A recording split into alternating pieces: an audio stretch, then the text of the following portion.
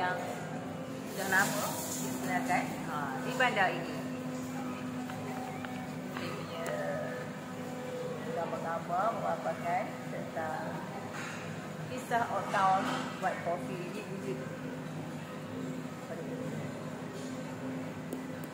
Okey, kita yang dah order makanan, menunggu makanan sampai. Kita ambil gambar yang dulu, tengok nasi dan orang yang berada di sini.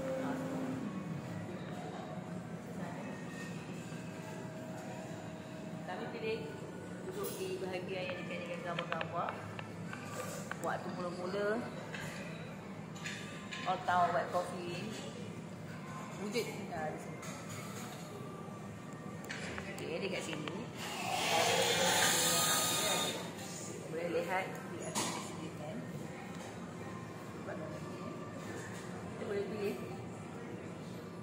apa yang paling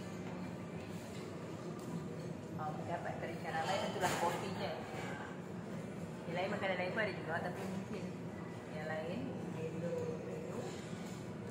yang tidak mendapat sambutan sangat dipilih. Tapi yang paling penting mestilah kopi dia yang dibuat dengan begitu teliti.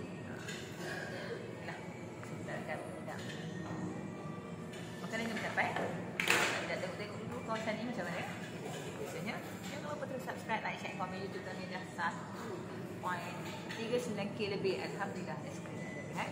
YouTube kami ada iklan. Jangan langkah atau skip, teruskan menonton. Terima kasih. Okey, sana.